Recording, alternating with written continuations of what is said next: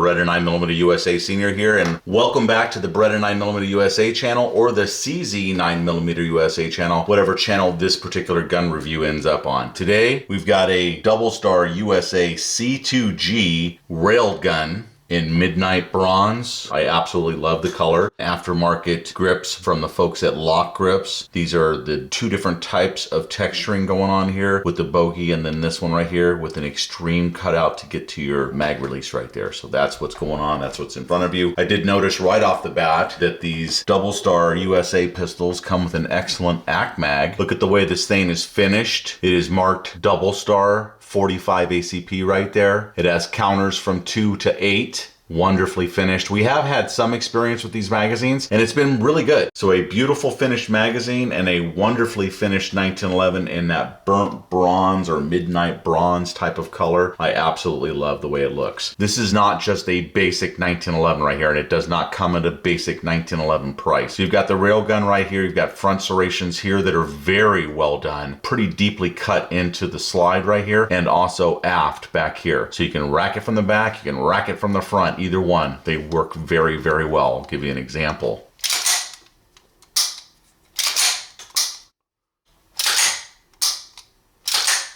And that's with the hammer home.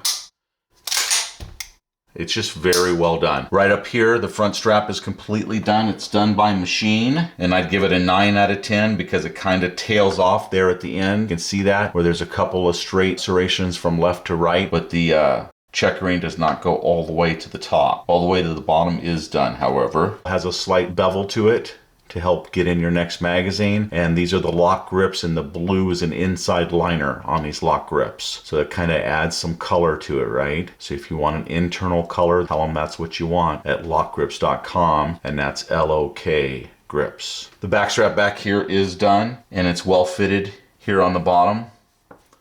As far as the grip safety is concerned, it's okay, but it's not perfect. It's got a slight edge to it right here, and then that one doesn't. You can tell there's a slightly bigger gap right here to my right than there is to my left. So again, production handguns, right? Some of them are not going to be absolutely perfect. And I am being a little bit of a nitpicker when it comes to some of this stuff, but you guys usually want to know what the deal is. A very nice safety. It's got a definite nice sound to it when it clicks on or clicks off. So that's good. The pistol put together really nice back here. It's actually put together a little bit better than my Dan Wesson Discretion that I just reviewed. That was also a $2,000 1911. The extractor is also almost absolutely perfect with just a hair outside the slide, if you can see that. White contrast sights is what you got here, and it does have a little bit of a decoration up on top, a slight decorative milling of the top of the slide there. And like I said, I already talked about how great the serrations were, both front and back. So I do like that about it. Okay, let's go up to the barrel bushing here. It's got a national match barrel bushing on it, as you can tell right there. And it is nicely thick. You won't see that on everything. That's the way Wilson Combat does theirs. So that's a nice touch right there. End cap on the end. It's got some texturing there. Other than that, I think that's it. Let's go to the trigger. I already told you it had a match grade barrel. I'm trying to read it. It says DSC. So here's what one side looks like. It's recessed right here. It's countersunk. So you won't be activating that and pushing your slide stop out on the other side. So that's another mark of a $2,000 pistol these days. Those are things you're looking for. I wish it had night sights on it. Let's check out the trigger.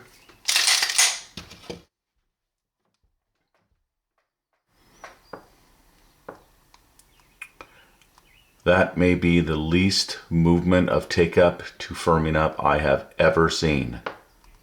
We have tested 100 1911s, and I don't think I've ever seen that little take up to where it firms up. Okay, so we're going to go from there, and we're going to start applying pressure.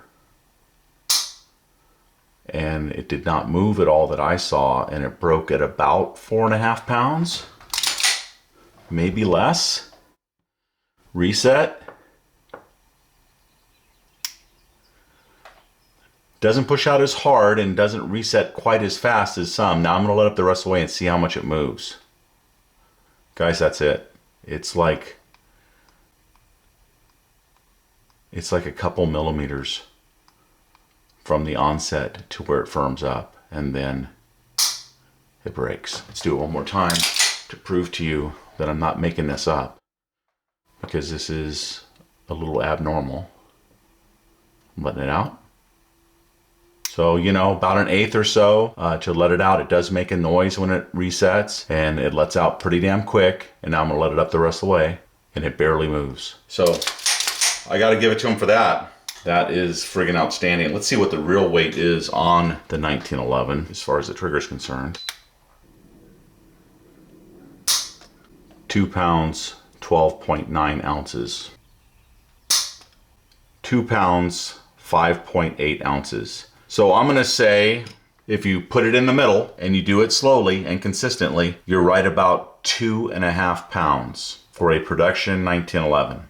I'm kind of shocked. Very, very light trigger. And the thing about it is, what I like about it is it firms up immediately, as I showed you there. And then as you apply some pressure to it, you're taking control of it, even though it is less than 3 pounds. It just doesn't seem to bother me as much as other 3-pound triggers have bothered me. I did want to point out there's a nick, and I actually saw it in the camera frame. You can see it right there. There's a little nick in the trigger. Not that that's the end of the world, but I absolutely love the looks of it. All right, guys, for about $2,200 retail on their website is what it says. Let me know your thoughts on 1911s that consistently have less than a 3-pound trigger pull. Does that interest you? Do you like that? Or does it maybe represent somewhat of a safety and security risk of it going off too easy? So let me know your thoughts on that. Let me know if you think that's okay for a self-defense handgun, or if you would be, you know, kind of concerned for safety and security wise with it being less than 3 pounds. I've been in enough courtrooms to know that if you use a gun like this and it has less than average trigger pull weight and stuff like that, they are going to try to make a big deal about that. People tell you guys this stuff to scare you. If you have a competent attorney and they can prove that it consistently does this is the way it's made and it has not been messed with from the factory, that's going to be made a bigger deal of than it has a 3-pound trigger pull. If you did it yourself and it has less than a 3-pound trigger pull, they're going to make a bigger deal about that. Just so you know. That's why on a lot of these carry guns, I actually recommend that you leave it stock. So if you need to change guns to get to the 3-pound trigger pull, like this one, then change guns to this gun. It's a factory set trigger pull. I hope that makes sense to you guys. I spent 2, 3, 4, almost 4 years in the courtrooms working for different judges. So I saw quite a bit of cases, including murder cases and cases where guns were involved too. So a little bit familiar with that. Anyway, this is a fantastic offering from DoubleStar USA. The C2G Railed 1911 in Midnight Bronze. Thanks for watching the video, guys. Remember to like, share, and subscribe to our channel here on YouTube, the Beretta 9mm USA channel and the CZ 9mm USA channel. Both are gun channels. We have both of them there for your guys' viewing pleasure. Please come on over and watch several of our videos. If you're new to the channel, can you do me a favor? Click on the thumbs up button and hit the subscribe button. That's really all we ask. We don't beat you up too much on trying to join Patreon. People want to join it if they want to help. Other than that, we know that people are just viewers and absorbing the content. So until the next one, guys, stay safe out there. Much respect coming your way. Be kind to each other. We'll see you on the next video. And remember, your Second Amendment is worth protecting.